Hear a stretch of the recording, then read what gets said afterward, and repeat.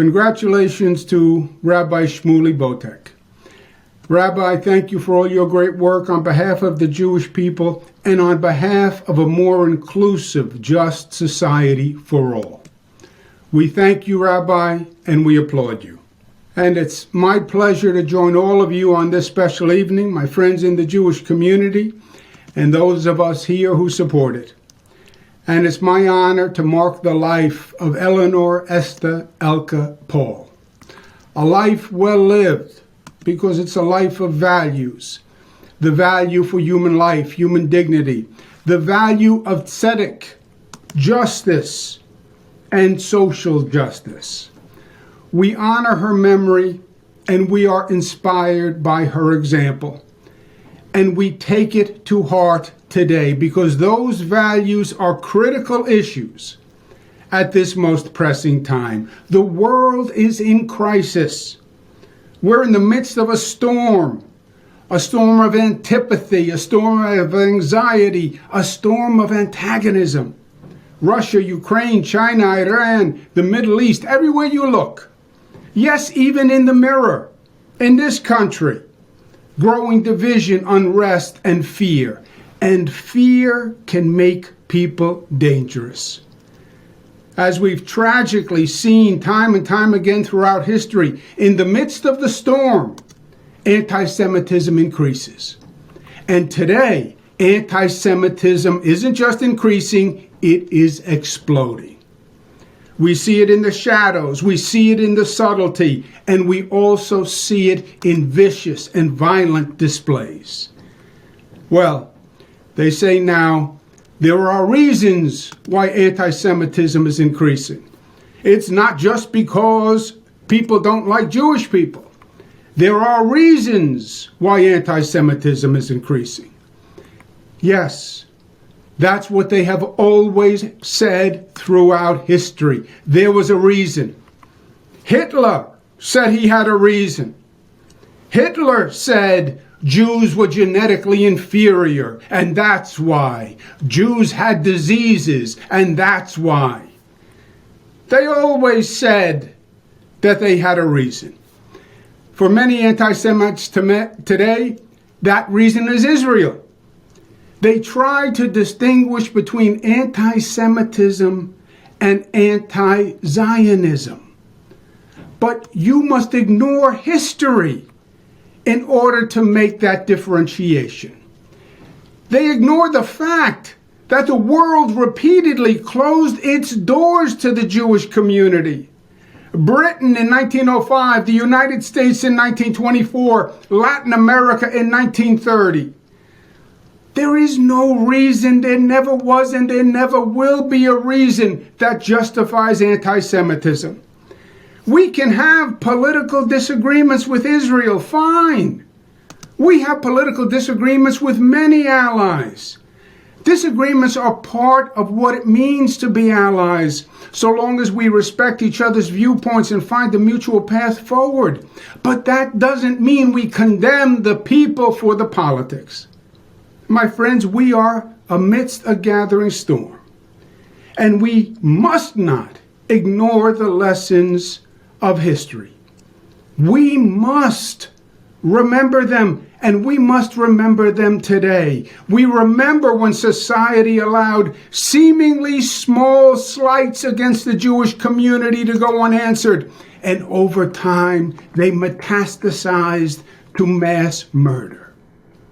We remember that it was not just the actions of the bad that was the problem, it was the inaction of the good. Where were the good people when this country turned away the ship St. Louis and sent Jews escaping Hitler's death camps back to Nazi-occupied Europe? 3 years ago, I visited Auschwitz. Death still hung in the air. Where were the good people when this country and FDR were begged to bomb the rail lines that led directly into the concentration camps? Where were the good people when hundreds of Jews hid in bunkers and fought for survival for their lives in the Warsaw Ghetto? It went on for over 1 month, and nobody came. And I ask you today, where are the good people after Poway, California, after Muncie, New York, after Jersey City, New Jersey, after Tree of Life, Pittsburgh, Pennsylvania? Where are our leaders and government officials? We don't need more pandering with platitudes and press releases. Where is the meaningful action for justice?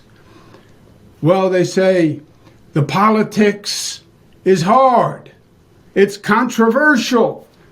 They say, I'm afraid of the left. I'm afraid of the right. I know it's easier to stay seated, but when it's this important, you have to take a stand.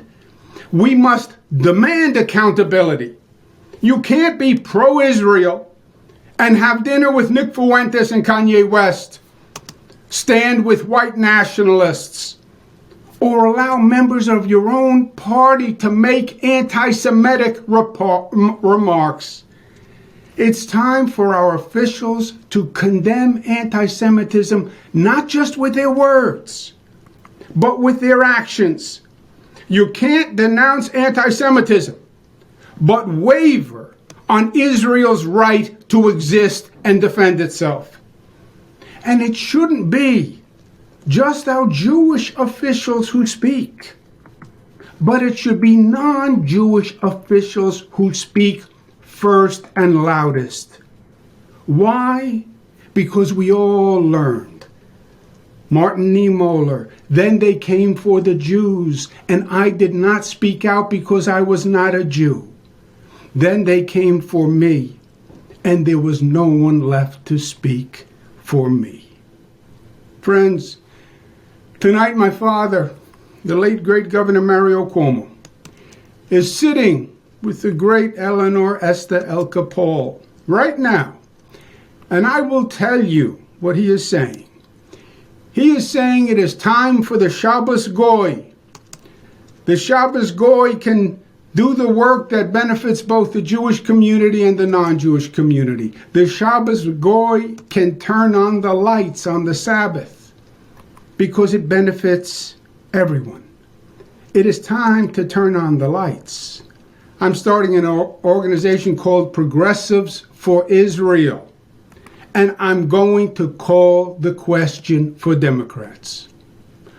Do you stand with Israel or do you stand against Israel? Because silence is not an option. My friends, never again is not a prayer. It is a call to action. It is not passive. It is active. It will never happen again because we will never allow it to happen again. And we will do it together.